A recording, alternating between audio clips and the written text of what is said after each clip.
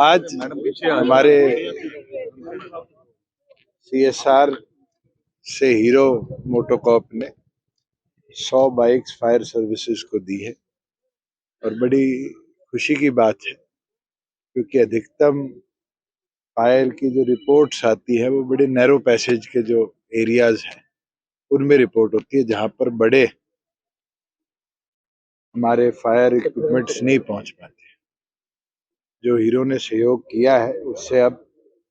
लगभग urbanised areas में छोटी छोटी गलियों के अंदर भी इमरजेंसी सर्विसेज को बेहतर तरीके से पहुंचाने में फायर डिपार्टमेंट और एफिशिएंसी दिखाने का काम करेगा। और हमने पिछले समय में अधिक ऐसे कदम उठाए हैं जिनमें फायर सर्विसेज को बेटर इक्विप्ड कैसे किया जाए, जिसमें अब हाई पावर में केस गया हुआ है, जहां 80 मंजिल तक के भी जो फायर टेंडर्स हैं वो हम परचेज कर रहे हैं कि 80 फ्लोर हाइट पर भी अगर आगजनी होती है तो उसको हम टाइमली टेकअप कर पाए। हमारे जो 7 शहर हैं जिनमें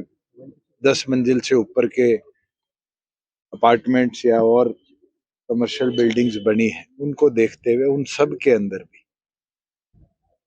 जो हमारा 80 मीटर ऊंचा फायर टेंडर होता है उसको प्रोक्योरमेंट का भी प्रोसेस शुरू कर दिया गया है। प्लस इमरजेंसी सर्विसेज के लिए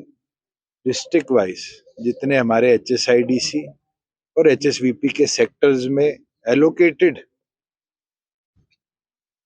फायर स्टेशन के स्पॉट्स थे, उसको अब हमने प्रोसेस को टेकअप किया कि वो ट्रांसफर फायर डिपार्टमेंट के नाम हो जाए, कि वहां पर भी फायर स्टेशन टाइमली कंस्ट्रक्ट हो पाए।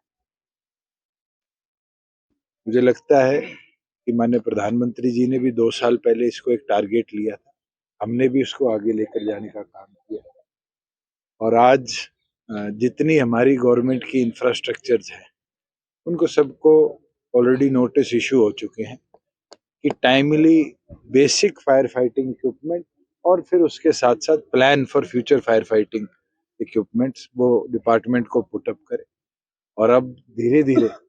जो हमारी यूनिवर्सिटीज हैं उनको भी नोटिस इशू कर दिए गए हैं, जितने हमारे और एजुकेशनल इंस्टीट्यूट्स हैं उनको भी हम नोटिस इशू कर रहे हैं, क्योंकि जहाँ बड़ी संख्या में लोग रहते हैं वहाँ प्राइमरी फायर फाइटिंग इक्विपमेंट्स मुझे लगता है मैंडेटरी है और टाइमली उनको भी हम टेकअप करने का काम। सर, इंडिया अलायंस की मीटिंग चल रही है, अलग-अलग दिल्ली में भी चल रही है, किस तरह से देखते हैं, क्या है अलायंस? अभी तो कई बैठकों का दौर इनका हुआ है, तो मुझे नहीं लगता कि कहीं सहमति इन लोगों की बनी है। अगर सहमति बनती तो अब तक ये सीट शेयरिंग भी इशू कर देते और